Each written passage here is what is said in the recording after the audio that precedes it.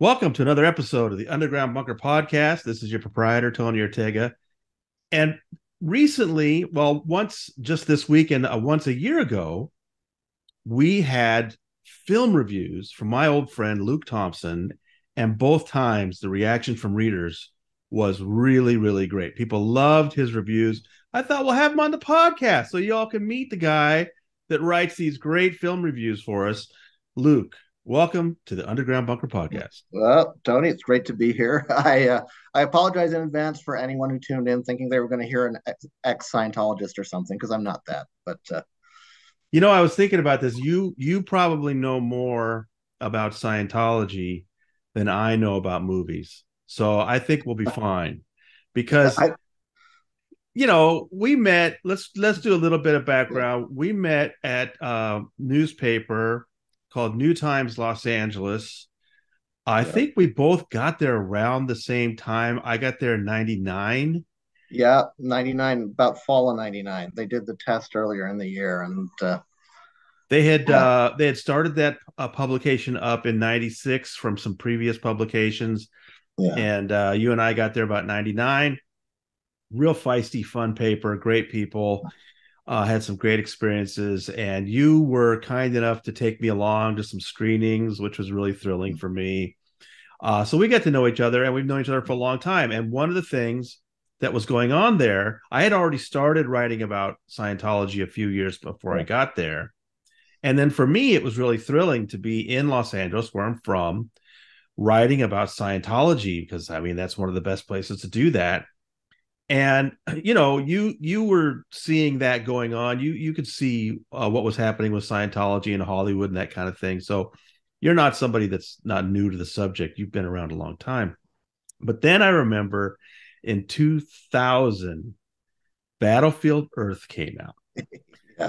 And now for me, it was a big deal because I knew that Travolta and David Miscavige really thought of it. They were not only taking an L. Ron Hubbard novel and making a movie out of it, they really saw it as a massive tool for recruiting people into Scientology. I knew that. Well, And they were so right about someone being a massive tool, but Well, I went opening day. I don't know if you helped me get in there for whatever, but I went opening day. no, I went to a press screening in advance. I don't remember if I brought anyone or not, I but don't think I went yes, with you. yes, they did. They did actually press screen it 2 days before, but. Wow. So anyway, for me, I was looking for, things that were connected to Dianetics and Scientology, and I saw some things I thought it was really interesting. But you just went to see it as, is this an enjoyable movie? And I think you shocked a lot of people because you were one of a very small number of critics that actually enjoyed that film. Yeah, well, one of the things, our arts editor, Suzanne Mantell, at the time had a rule that if you were reviewing a movie based on a book, you had to read the book. So I read all 1,100 pages of that damn book, No and way. it is a slog. It is like, how did this guy become an important enough writer that anyone would follow him? I mean, if Heinlein started a religion, I would believe that. If Ray Bradbury started a religion, okay. The guy who wrote Battlefield Earth, though, I don't get it. It's a slog. And then the last fourth of it is completely nuts. I know there are rumors that someone else finished it for him, but when he he closes, he basically ends the primary storyline and then starts a completely new one. Oh, really? And then the very last chapter is sort of like, here's the secret: the Psychlos were actually psychologists all along. And it's like, okay, they have the Psychiatry Museum of Death or whatever it's called. I don't even know if that's still around, but Oh, yeah. so I went in having the book as my reference, and the movie added a lot of stuff for one thing, which normally someone adapting their church's holy writ would be very, very literal. This was not at all. Mm. They add characters, they did a lot of stuff, and Travolta for some reason decided to play the role like Pee Wee Herman, which was an insane choice. And it's imagine James Cameron can make Avatar now with 9 foot aliens. They didn't have the technology to do that back then. So to make Travolta 9 feet, they give him platform boots and a cone head. so that he's a 9 foot alien. It But looks also, absurd. they were doing forced perspective, right? Another to make him look bigger than the other human beings. A little bit. I don't think they did as much of that as Lord of the Rings ended up doing. I think it was just mostly the platforms and the coneheads. And there's one scene where, there's a voiceover that says, two cyclos moving very fast approaching us. And you see these two guys struggling to even walk in these platform boots. The unfortunate thing is that the theatrical cut isn't available anymore. Like Travolta, once he read the reviews, re-edited the thing, added a lot more of Barry Pepper, took out his most ridiculous parts. Well, And so, yeah, I remember you and I talking about that yeah. because I think one of the things you and I did enjoy the most from the movie we saw in the theater was how over the top and campy John Yeah. Travolta. See, he plays this. Cyclo is the name of this race, which is clearly a take on Psychologist, Yeah. and he's got this like snake-like tongue, and Oh and God, I and forgot that. But yeah. yeah, and there are these scenes in the bar where he's just over the top, campy, bizarro. And Yeah. I noticed that you had said some things, some other people said some things, and then by the time it came out on video, those scenes were gone. Yeah, and it's unfortunate. And I don't think Battlefield Earth is the sort of movie that's going to get this deluxe 4K treatment from Arrow Video or Vinegar Syndrome, because Bridge Publications, I assume, is going to want full possession of it. And maybe they'll do something for the faithful that want the original cut, or maybe the faithful don't want the original cut. I'm not sure, but it's not something where I think we're likely to see the theatrical original again, which is, I would have to say after the fact, I bought the DVD kind of excited about it. And then I was like, this is a bit of a dud compared to what I remember. So, my review stands for the theatrical version only, I'll say. Okay, which no one can see, unfortunately. But then, I got a rap later, After Earth, the Will Smith movie with M. Night Shyamalan. For some reason, people sort of decided to dub that a Scientology allegory just because I guess Will Smith had dabbled in Scientology a little bit. Right. And I liked that one too. There was a lot of world building to it. And Gary Whitta, who did, Star Wars Rogue One, wrote the screenplay. And I got a rap from one of my colleagues who was, I think, looking for clickbait. He said, "Oh, here's the one critic who liked Battlefield Earth and After Earth," and he was sort of trying to imply, I think, that I had a Scientology bias, which is like, no, I don't see it, and I don't think that rap is fair for After Earth at all. But people are entitled to dislike it for whatever reasons they dislike it. I remember being asked about that, and I had to say I can't remember now exactly what were the elements in After Earth people were looking at. But you're right. I mean, Will Smith is one of those people that so many people are convinced he's still a Scientologist. And I try to explain to them that he was definitely out by 2015. And then he and Jada had Leah Remini on their Facebook show, which there's no better proof that you no longer have any relationship with the Church Yeah, of Scientology than inviting Leah Remini on your show. With exactly. No, I'll tell you, the element that people thought is that there's a whole thing. It's about these aliens who can smell fear, and so you have to mentally convince yourself to have the opposite of fear and not be afraid, so they won't smell it. That's the element that I think people thought was Scientology based, and that doesn't seem to map, anything that I know about it. But maybe you know about it a bit more. It's more like the X Files parody or the Millennium parody that they did of Scientology, which was called Selfosophy. I don't know if you've seen that whole no, episode. no. It's it's like a parody of both.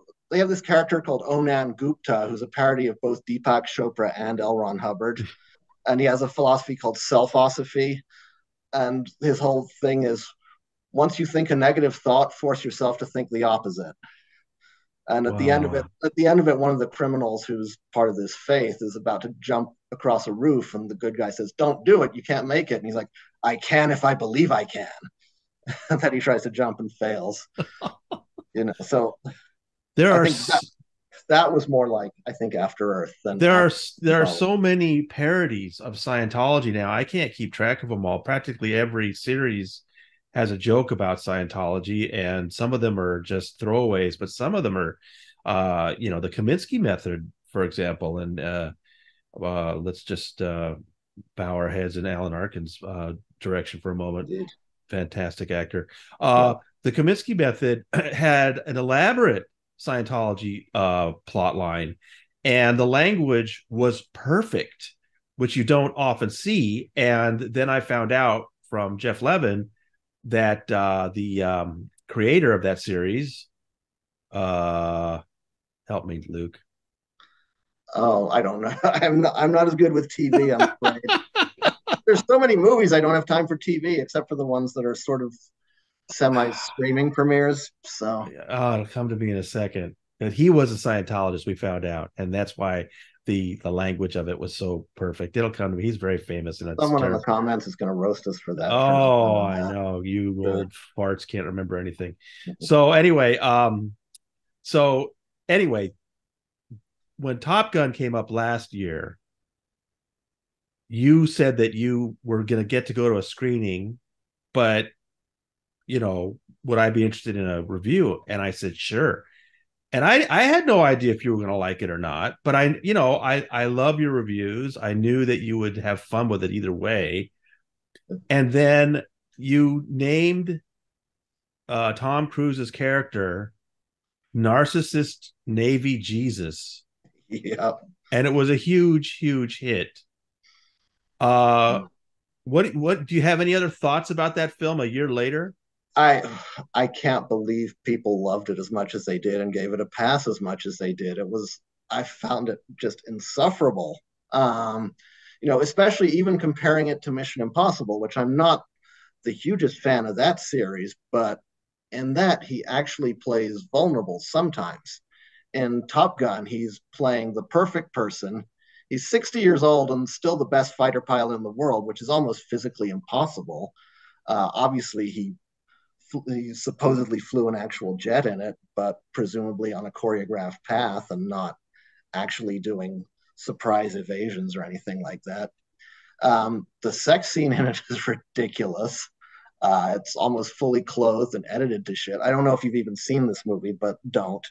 Um, most I've never seen the original Top Gun quite all the way through. It's always been in bits and pieces and cultural osmosis because it's such a thing. But when you have, I know the original sex scenes, like, you've got these silhouettes and the billowing curtains and Take My Breath Away, and then this one you've sort of got some awkward cuts, and then they're kind of wearing clothes again, and they're in bed side by side and just talking. A friend of mine actually, who's in a position to know, but I haven't been able to verify this. He said that Cruise recently kind of focus tested and found that fans don't want him to do sex scenes, which is sort of bizarre given that, I know so many women my age who are super enamored of him. We're super enamored of him when we were, in high school and before. And, I think there's sort of a general sexlessness in movies recently that's been noted and commented upon, and maybe that's it. Maybe people just don't like to see sex scenes at all from the people they think are hot. But Mm. it's weird to me, given previous movies that he did, like Cocktail, or even the first Top Gun, where he's such a sex symbol, and or Jerry Maguire. It's a love story. I don't recall there's a lot of sex in it, but it's all about romance. Right. I'm amazed that Top Gun Maverick was the hit that it was. I I don't quite get it. I understand people, really believe in Tom Cruise as this stunt man, and they think that it's really cool that he does his own stunts. As I said in my most recent review on your site, it doesn't matter if I believe in the moment what it is. There's the Ryan Gosling movie, First Man, where he's Neil Armstrong. The scene where he's breaking the sound barrier is as believable on screen as Tom Cruise's scene in Maverick. And maybe Tom Cruise was in a real jet. I don't know which scenes it was, but I know Ryan Gosling was in a simulator in front of an IMAX screen, but I believed it just as much when I was watching it. I assume in the back of my mind, because it's a movie, that there are safety constraints built in, because God, I hope so. I don't want, nobody wants another Vic Morrow Twilight Zone incident. Ooh, ooh. It's sort of surprising John Landis has never been canceled over that. But yeah, I also, another thing is, Chris Pratt, who it hasn't been really affected as a movie star, but online on social media, Chris Pratt is deemed the worst Chris because he goes to a Christian church. a fairly middle of the road Christian church, as far as I can tell. And these same people think Tom Cruise is the savior of movies, and they don't look at the fact that the founder of his church is at least as homophobic as anything in Chris Pratt's church. Interesting. Well, let's go there then. Let's talk about this a little bit about an artist and his art. Yeah. I hear from a lot of readers. Of course, I have a particular audience that's interested in Scientology news, and I hear from a lot of folks that say, "Oh, I can't watch a Tom Cruise movie. I just can't. I can't go there. I can't materially benefit the Church of Scientology because he's probably helping them out." But clearly, a lot of people do want to see Tom Cruise in the movies because he sells a lot of tickets, especially overseas. And what about that concept that I'm there to see a great movie. I'm not that interested in the private lives of the people making it. That must be just especially in these days. That must just be what's the current argument on that in the public sphere, Luke? Well, it's easier for me as a critic to separate those things because I'm not paying for them. I'm getting paid to assess them. So I always say, I can't, be offended for you or, make that decision for you. I'm not going to tell you you shouldn't be offended or you can't be. You are what you are, and generally, yes, in the public sphere, it is about boycotting bad people. I mean, Roman Polanski. We all know the situation that happened there. Long ago there was he drugged and raped an underage girl. But it's taken like 40, 50 years for American distributors to say, we're not going to do that. It's taken the current climate because he was still making movies. They were still getting distributed. He still won the Oscar for The Pianist. Woody Allen is not even convicted, and no one will touch his movies now, even though they were coming out one a year. And I've often said on Facebook, there are two issues I don't discuss on Facebook ever. One is Israel, Palestine, and one is Woody Allen. It's that intense because everyone on that argument is absolutely sure of their position and will not be swayed. So I try not to delve into that one. But we are very much in a climate of if somebody says something awful or if they believe something awful, don't give them your money, which is a different argument than separating art from artists. It's easier to say, don't give someone your money you don't approve of if they're alive. Nobody's saying don't buy Alice in Wonderland because Lewis Carroll may have been a pedophile, or Leonardo da Vinci, probably one of the greatest creative minds of our time. He might have been a pedophile also, but nothing you do is going to support them now. And I have sort of a real devil's advocate argument on this. And supposedly you're not supposed to even make devil's advocate arguments because they're toxic. But I sort of think if we agree that the death penalty is bad, which let's just assume we do, because I do, then you assume that anyone who is not a ward of the state has the right to work for a living. I mean, that's the corollary. They have to be able to, otherwise you kill them. So if all they're able to do is art, they kind of got to make art, and then it's up to the marketplace to decide whether it wants that art or not. So, and sometimes it's interesting, sometimes it isn't, but it's tough. I've thrown out all my Marilyn Manson t-shirts since the stuff came out about him. I will probably still listen to his CDs that I have. I'm not inclined to buy anything else of his. Things like that. There's a lot of music from the 90s that I can't play in front of anybody anymore. Because in the 90s, there was sort of a whole mindset that you could kind of say anything, everything was fair game. We were all kind of cool and equal. And, I realize in hindsight that kind of comes from a place of privilege that, trans people weren't feeling that their voices were equal, for example, back then. So, it was my privilege that I thought in my group we could, listen to anything, say anything. And now everyone's a bit more diligent. It's a tough one. I do try in reviewing not to necessarily bring up an artist's personal life unless you have someone like Victor Salva, who was arrested for, making a teenage actor give him a blowjob, and I think he filmed it, and he went to prison for it. And every movie he makes, he kind of reminds you of that. Mm. It's as if, if every movie Roman Polanski made was about banging an underage girl, it would be like that. That's what Victor Salva has that pervy male gaze Mm. in his movies that you can't escape. So if they sort of rub it in their face, then That's interesting. then it becomes different. Like, I know James Stewart was an arch right wing conservative. I don't think of that when I'm watching Mr. Smith Goes to Washington or, Man Who Shot Liberty Valance. Doesn't really come into it. And Ronald Reagan in early movies, I think, is hilarious, but I think he was an awful politician who did a lot of damage.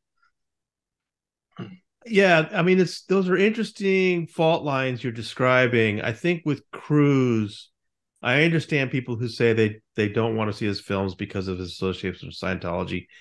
I'm more interested in him at least being asked some questions. Um, I understand that he's got a talent for movies. He's part of a industry, him and Macquarie and all, but dozens and dozens of other people are a formidable team making movies and making more and more movies. Um, but I think that it's not out of the realm of, it's not unfair to ask him, for example, David Miscavige was his best man in two of his weddings. They are obviously very careful. I mean, I'm sorry, they were obviously very close as friends. Why can't Tom Cruise answer a question about what happened to David Miscavige's wife, Shelley? You know, Well, uh, there was that whole phase where he was freely talking about it, and it made him the butt of a bunch of jokes. So I that's think right. That's right. It was a that's why he does it. very Yeah, short period in 2005. And and the whole thing was he was lecturing Matt Lauer, and Matt Lauer, in hindsight, is now like even a worse person, self-evidently. So it's like we don't feel bad for Matt Lauer anymore, if we ever did. right. But there's always restrictions that come with interviewing these big movie stars, and if they make the money and have the clout to do it, they will always have them. If he starts to take a slump and nobody goes to his movies anymore, then there'll Have you probably be less have you run restrictions. into that? Not necessarily with Cruise, but have you run into that where you wanted to interview somebody and you've been told that there are certain parameters in certain areas you can't go into? Usually, yes. I mean, it's nothing. It's not usually anything like that, but it'll be, something as simple as the second 300 movie that Zack Snyder didn't direct, but he produced. Zack Snyder was available for interviews, and they basically said, "Don't ask him about Justice League." Hmm. They didn't say Justice League specifically. They said he's here to talk about this project. Please don't talk about any other projects to him. And Okay. I had an instance where I was, it's not quite the same, but I was interviewing Rutger Hauer over the phone, and he got so mad. He's like, he got so mad at me. Like, I think he hung up. Either he hung up on me or his publicist cut off the connection. And then I called and tried to get it back, and I sort of apologized to him because I was asking him about why he was attracted to violent material, and he seemed confused by the question, like why anyone would ask him that. And Hmm. I said, well, I took my girlfriend to Hobo with a shotgun, and she got mad at me for taking her to it because it was so extreme. And he goes, "Well, fuck her. I don't make movies for her." Oh my God. And at the time, I was working for a publication that was so positive that anything like that came up in an interview, I couldn't run. I had to edit Hmm. it so that it made the talent look good always. So I couldn't use that part. But then, I got back on. I apologized to him. He's like, "Don't go hit me with that girlfriend shit."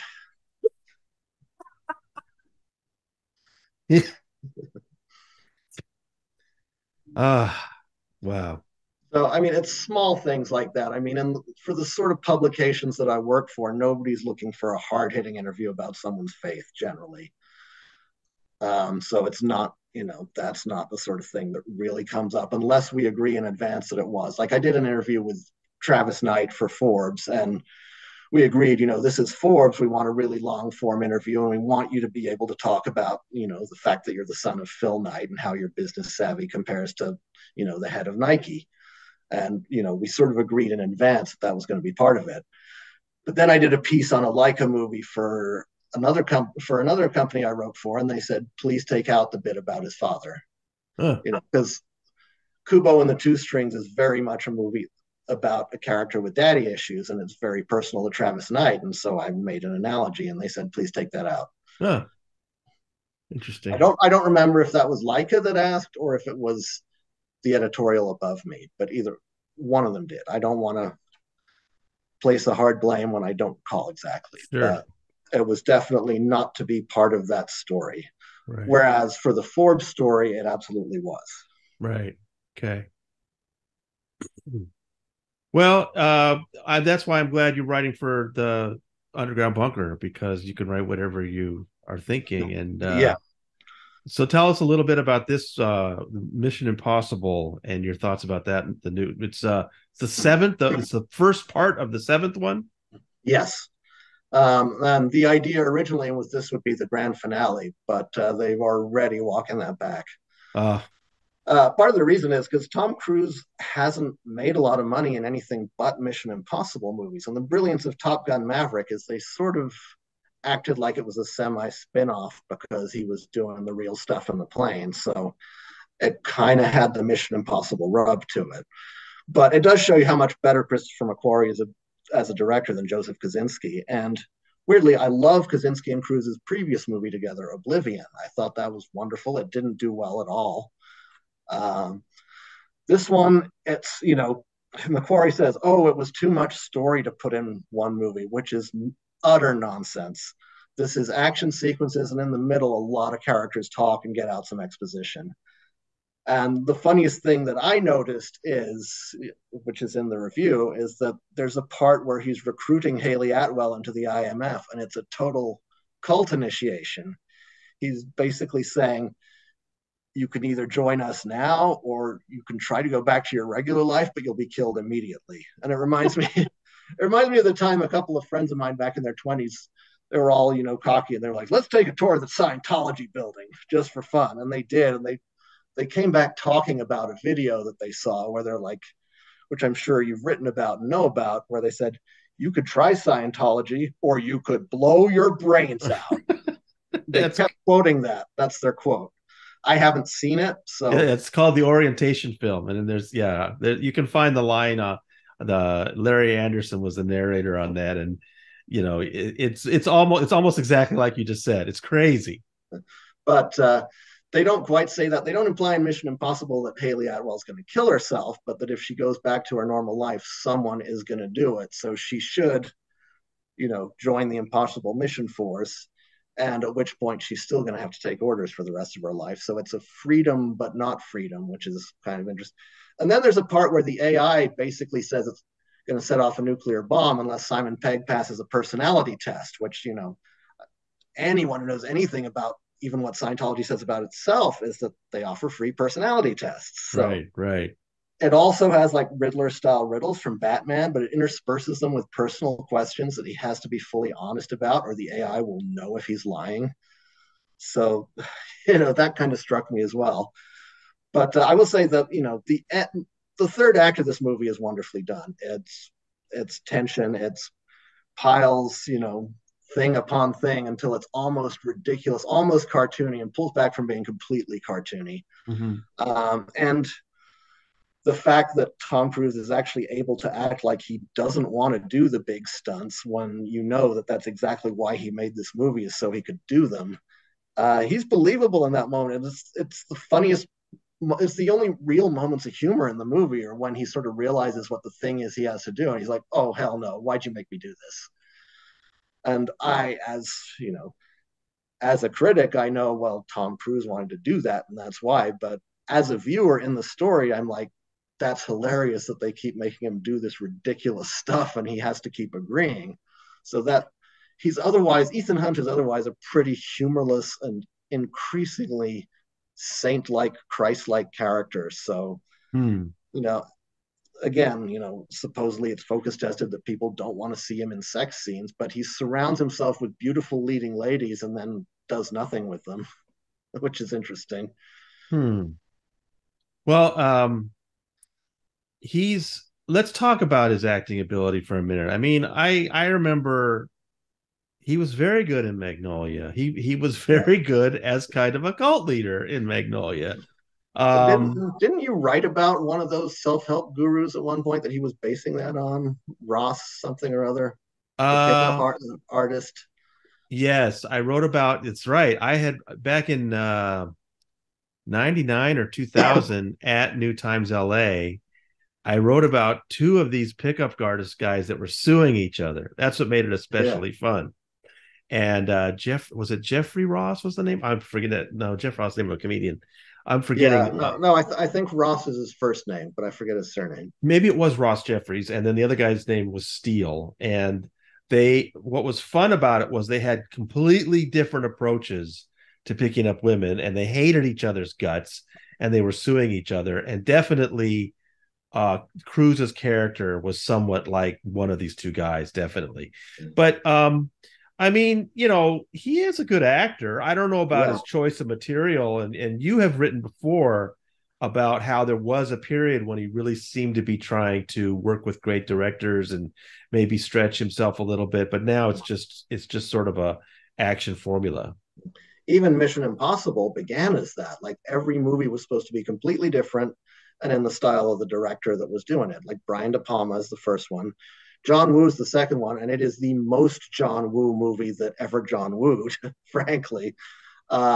J.J. Abrams, who was starting out, did part three, and I think that's because Tom Cruise liked Alias a lot. Mm. And then Ghost Protocol, which I think is actually the best of them. It's the closest James Bond ripoff in terms of everything I like about James Bond. And that was Brad Bird, who's mostly done animation, The Incredibles, The Iron Giant. Starting with five, though, it was all McQuarrie. I think McQuarrie, who's worked with him before on Jack Reacher and worked on scripts with him, he knows how to write in a way Cruise likes, and that really clicks for him. And Cruz at this point, I think, works with people he can kind of dominate, or at least will make him think that he's dominant. I think McQuarrie, is good at that. Whereas Alex Kurtzman on The Mummy, oh my God, if you watch the Blu-ray extras on that, where they're both interviewed at the same time, it's so clear Kurtzman is like a hostage, and he's sort of side-eyeing, looking at Cruz. Am I allowed to say this kind of thing? And Cruz is Ooh. sort of dominating the conversation. And The Mummy is really, really pretty bad. So And I but remember he that. he needs directors to challenge him. He needs a Stanley Kubrick who's going to make him do 37 takes so he breaks down out of his shtick. And he's when directors subvert his image, that's when it's the best. Magnolia or Rain Man, where he's the cocky, handsome guy, but deep down he's an asshole, or deep down he's a failure. And he's very good at doing that. And if somebody would do that with him now, where it's like he's a guy who's in denial about aging and in denial about how invincible he is, and make that the plot, it could be great. But he's not going to do that, I don't think. Also the Tropic Thunder cameo that Yeah. was so out of character, and that's what made it good, right? Now, was that, I saw Louis Theroux's Scientology movie, and the guy who did an impersonation of Miscavige do you think Tropic Thunder, he was doing Miscavige? Instead of Harvey. Yeah. It's a good question. I should watch that again and think about. I didn't think about it that way. That is really interesting. I mean, I don't know that Tom Cruise could have a sense of humor about David Miscavige. Um, they're reportedly not only very close, but as John Brousseau said, John Brousseau was David Miscavige's brother-in-law for many years, and he was also worked very closely with Tom Cruise. And his observation was Tom Cruise worships David Miscavige like a god, not the other way around. So I don't know that he'd be capable of making fun of Miscavige. Interesting. I don't know. I just see the guy who Louis Theroux got to play Miscavige in that movie just remind me a little bit of that, and the That's belligerent. interesting. That's interesting. Yeah, that guy did a good job. That was really good. So There was supposed to be a spin-off movie about his Tropic Thunder character. It never happened. I think probably because it's such a loathsome character, it's tough to build a movie around that. You'd have to have yeah, yeah. Um, so tell me about the chemistry between Cruz and Haley Atwell. Um, I'd say it's decent. I mean, it's hard to say sparks fly because he's playing it so chaste. There are more sparks between Rebecca Ferguson's character, actually, who's a holdover. There's a moment where they're on a gondola and they hold hands and he just kind of squeezes her hand. That's a more human moment than I've seen from him in a long time. And it's, in a previous movie, her character says, "Run away with me." And Cracked Magazine point out they've never so much as held hands. And maybe Cruise read that, so he put in this scene that they're holding hands. Oh, But wow. I think she says something like, "I've never been to Venice." And he's sort of like, "Neither have I." And it's weighted down with more meaning like, "I've never been in this emotional position besides Venice." And then they kind of squeeze their hands. And it's a nice little moment, which there aren't many of. Hmm. So they've got, and then, immediately she kind of gets fridged so that he can be mad at the villain again. If you're not familiar with the phrase fridged, it comes from a Green Lantern comic where Green Lantern's girlfriend gets chopped up and thrown in a refrigerator as motivation for him to get revenge. It's the concept of a female lead as being disposable as a revenge motive. Uh, So she becomes that in this. Haley Atwell is sort of moves into that slot of doing the action scenes with him, and they work together pretty well.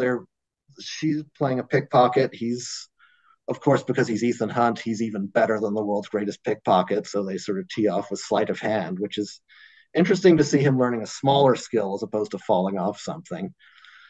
And then, of course, they're together in the final action sequence where train carriages just keep falling off the railroad bridge and they get out of one and they get into another and the other one starts falling and then they get into another one and that starts falling. And so they work pretty good together in that. I won't say there's much romantic sparking between them, but there's a clear trust between the two actors, which is one of the nicer things about the movie. Simon Pegg has said that he just doesn't ask Cruise about the Scientology stuff. Uh, are they? What's their sort of chemistry energy on screen?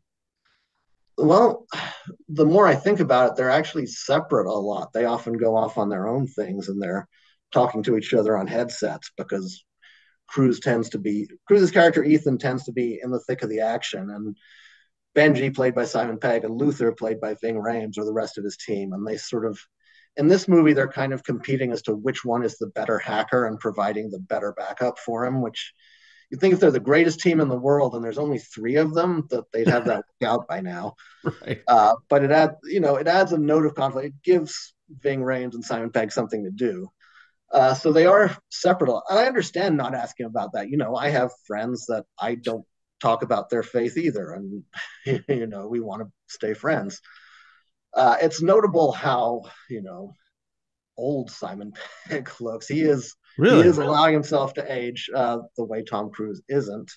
And he's starting to look like, an elder gentleman, the sort of person who might be cast for, Doctor Who rather than an action movie. Ving Rhames is ageless, but he's big, middle-aged looking dude. Right. And Right. you sort of think this is the most elite team in the world, and there's nobody younger on it. I mean, they sort of recruit a guy at the beginning, but then you never see him again. Well, Luke, I'm also curious about your thoughts on some other Scientology celebrities and their trajectories. Um, I've always argued that, whenever I hear a journalist say there's so many stars in Scientology, I'm like, no, it's a few. And some of them don't have, much of a career, but there are some younger Scientology celebrities that are doing really well, I think. I want to get your thoughts on that. Tell me about how strong are the careers, for example, of Elizabeth Moss and Michael Pena? Oh, Michael Pena, everybody loves as the MCU, as the Marvel Cinematic Universe guy who explains the plot. Like, he has that shtick down where I don't know if you've seen the movies, but there'll be these flashbacks that he narrates, and the characters in the flashback will lip sync to his voice, and he'll basically do every character's lines. And that's become such a thing. Everyone's like, he should narrate everything. And it's such a thing that the Flamin' Hot Cheetos movie that just came out copies it almost exactly with their actor, whose name I forget. He's a newcomer, but very impressive.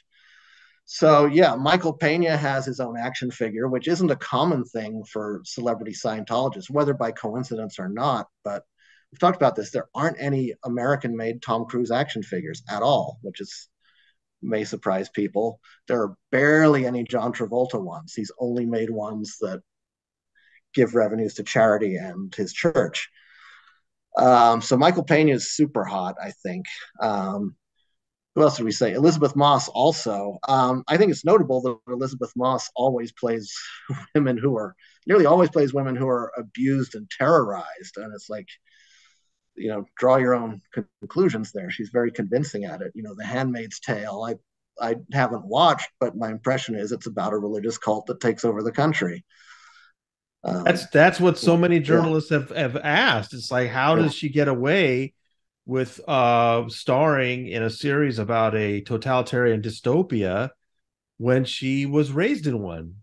And Well, I think it's the general perception. I think people think of it sort of like, they think of Tom Cruise like that guy on the History Channel who goes aliens, Giorgio Tsoukalos or whatever. They think that's it. That it's whereas, I think as we talked about on my podcast many moons ago, it's not about what they believe, it's about what they practice. And I don't there's that, and there's that editors don't ever want to mention it. right, In the same way that they will talk about Chris Pratt's church, that is, somewhat evangelical, I think. So that's why. So a lot of people. It's sort of a taboo topic, and even I don't get into what the church supposedly really does versus what they say they do. I'm just going by what they say they do. L. Ron Hubbard's written that homosexuality is a perversion, so that's that's out right, there. that's right, I'm not libeling the religion by saying that. It's unofficial stuff that they've put out. That they do personality tests. We know this. They offer them. right, But even editors are even afraid to say the stuff that they themselves say because they right. think it puts a target on them. But Elizabeth Moss does seem to be having a very strong career. Michael Pena too. What about Erica Christensen? Not. The last thing I saw her in was The Case for Christ, which was, interesting. And I think you've talked about this. It's interesting to see her in a movie that's outright proselytizing for evangelical Christianity. And I don't know, maybe you can tell me how compatible the two are. Can you be an evangelical Christian and be a Scientologist? No, you can't. But the one of the interesting things about the celebrities is they get to break rules that other Scientologists have to follow. And basically, the a more important rule to Scientology is she bringing in money? And if she's bringing in a big paycheck doing a movie like that, they're not going to complain about it. So, and it's the same thing with Laura Prepon, for example. She now says she's out, but she was playing a lesbian character on Orange is the New Black. And so people would always ask me about that. How can Scientology allow her to play a gay character given its homophobic background? And I always say, because she's making money. They just don't, they're not going to tell a celebrity not to do that. So they get special rules as celebrities do. What about Travolta? He's a strange one. And this is just some secondhand stuff I heard, but I was on the set of a movie called The Woods in Montreal, which was shot at the sound stages where they shoot everything and a lot of the same crew. And they mentioned they'd worked on Battlefield Earth, and they said that he always showed up late just for the afternoon. He was always with people by his side. He always had to have a hand on each person's shoulder as he walked in every time. And just that he was very, very strange. I mean, I've heard a lot of other anecdotes about how people I know have run into him and he's been really nice. I think he's just a strange guy, and it's affected some of his choices. Like that, he made that gaudy movie for Movie Pass, which made him the butt of a bunch of jokes. But as people very close to me have pointed out, he does accept that he's aging, and he's doing those ads now where he's completely bald. So he's cashing in on his own nostalgia a bit. The thing I think we see him in most right now is the T-Mobile commercial where he's singing the song from Grease. Grease nostalgia didn't help that Rise of the Pink Ladies show that just happened, but I think Travolta's bringing out the residual love. It wouldn't surprise me if he tried to get a Grease legacy sequel off the ground where Danny's an old man. That's sort of the thing that seems to be happening right now. So if he sees Cruise having luck with it, he sees Harrison Ford having luck with it, that would seem to me to be the next step. Or even like old Tony Manero, even though Staying Alive was such a bomb and everyone said it was terrible, it might be, you know, didn't stop Halloween from making legacy sequels. The fact that they had terrible sequels in the past. So Interesting. I think there's still a lot of love for Travolta, but the star system is broken right now. Mm. There's no star that can go out there and say, you know, I want to make this movie, and the studio will say, yeah, you guarantee that it'll make 20 million first weekend, because that doesn't happen anymore for whatever reason. Maybe it's because, you know, some people will say it's all because of superhero movies and IP. Some people will say it's because there's so little difference between TV and movies that all these A-listers are on TV and you can see them there. It's not clear to me how that star system quite got broken, but Travolta by himself is not a guarantee anymore. If Travolta were to say, you know, I'm going to sing and dance again and show a clip of him doing it really well, that might be the thing that would bring him back. And he's had at least two comebacks that I can think of in his career. One was Look Who's Talking, which brought him back as a comedy bankable star, and then the other was Pulp Fiction, which brought him back as an action star for a while. I don't know that he's plausible as an action guy anymore, but he could definitely come back. I think there's a lot of residual love for him still. It's just he doesn't guarantee dollars like anyone used to be Right. frank. How about Vonnie Ribisi? God, the last thing I saw him in was both Avatar movies, and it's a tiny, tiny role. So in that sense, he's on a par with Joel David Moore, who to the average moviegoer, they probably don't even know these two are in both Avatar movies. But I assure you, Joel David Moore and Giovanni Ribisi probably think every day about how they're in the Avatar universe. And my understanding is Ribisi is going to be bigger in the sequels. They even this is fairly little known, but Cameron, when he re-released Avatar, added in a new scene. Not even a scene, just a shot. At the end of the movie, all the evil humans are being herded to their ships to go off world, never to be seen again. There's a new scene where Ribisi's character stops and turns to Jake Sully and goes, "This isn't over." And it's Mm. sort of just that's a bit. It's dangerously close to what George Lucas did with Star Wars, where he's going back and retconning his movie a little bit. But it's setting up that Ribisi is going to be back in this world. And an interesting thing about Cameron movies is they don't necessarily provide boosts to their cast. They sometimes do. Michael Biehn, I think, owes every role he ever got to Cameron. And, obviously Sigourney Weaver got a massive boost, Arnold Schwarzenegger as the Terminator. But, Mary Elizabeth Mastrantonio didn't become an A-lister after The Abyss. B-lister, at least. But Joel David Moore, I can't recall seeing in any other movie between the Avatars. I'm sure he was. I'm not saying that to dismiss him, but I think people even forget Michelle Rodriguez was in it sometimes. Mm. And she's, a huge name, but not because of that. Throw another name out at you. Juliette Lewis. Oh, yeah, I'd forgotten. Is she even still in it? I'd forgotten. Yeah. And I can't remember the last thing I've seen her in. It's been a long time. I've heard more, I think, about her doing music than about her doing movies. Right. That's true. That's true. So I'm drawing a blank on what she's even done lately, to be Yeah. honest. Yeah. And someone down below will certainly correct me on that. But right now, as we record this, I'm drawing a blank. I apologize. It's okay. Uh, I guess those are the major ones. I mean, Anne Archer. I mean, I'm not sure she's still acting at all, but it's not a long list. And the only I pointed out recently, the only two Scientology celebrities who are really putting their name on Scientology fundraising, putting themselves in flyers, are Nancy Cartwright, who's the voice of Bart Simpson, and Judy Norton, who was in the Waltons back in the 70s. And that's about it. I'm pretty sure Tom Cruise is still donating millions, but they don't release any public information about that. And Jason Lee's not in it anymore, right? Jason Lee has publicly said he's out. What about Beck? I mean, not Beck, that he's a movie guy, but Beck has publicly said he's out. The three people who have, besides, when Leah Remini obviously was 10 years ago this week, by the way, at the Underground Bunker. We announced that she'd left Scientology 10 years ago. Um, and she came out guns blazing. She came out talking about, the problems in Scientology. Since then, some celebrities have left in a much quieter way.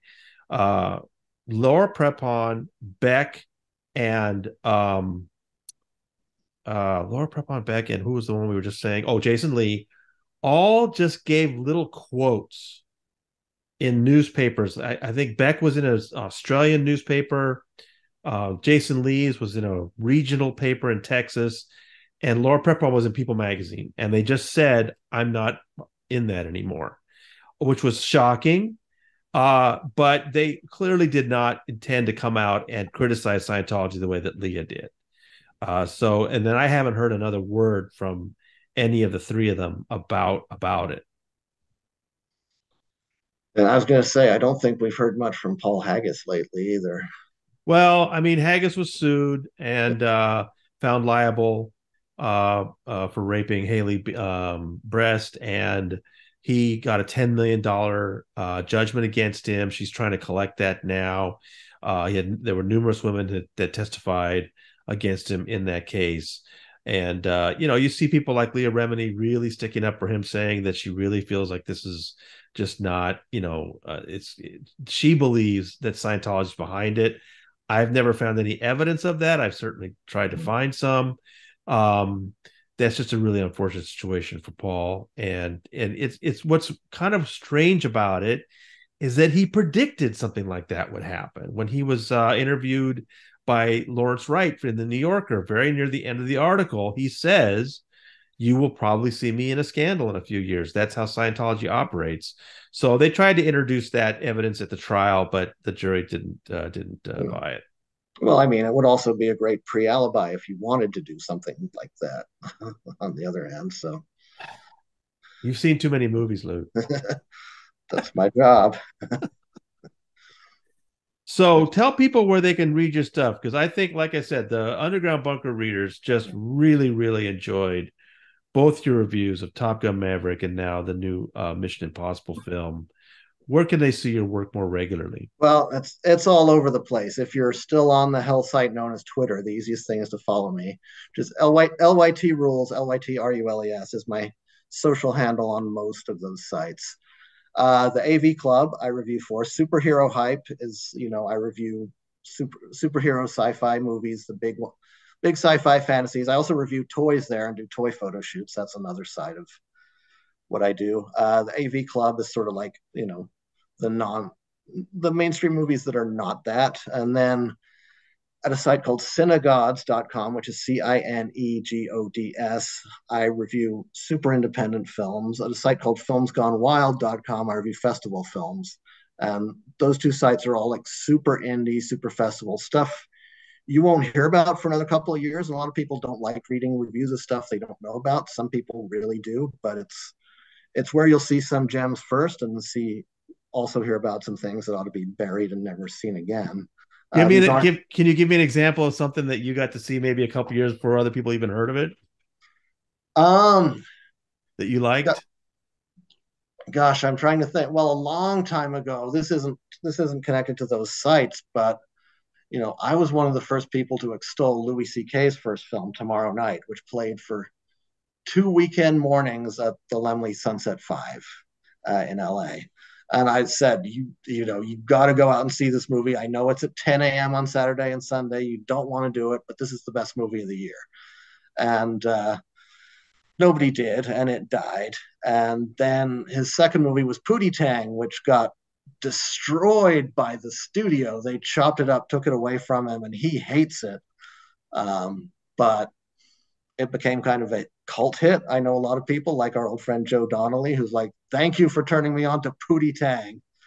And I even kind of became friends with Louis, and then all this horrible stuff about him came out, and now it's like, oh, screw you, Louis. You were fronting. I don't care about you. I don't like you anymore. It's a shame. The guy had talent, but he's relentlessly self-sabotaging. That's something you get just from knowing him. And I thought at first, it's just he's insecure or whatever. But there's as it turned out, there's something way darker there, and I can't really, in good conscience, tell anyone to go out and see tomorrow night. But before Louis happened, it was evidence that he could do something like the show Louis, and it was sort of when that came out, I was sort of like, I told you he could do it, and now it's like I just want to wipe that all away.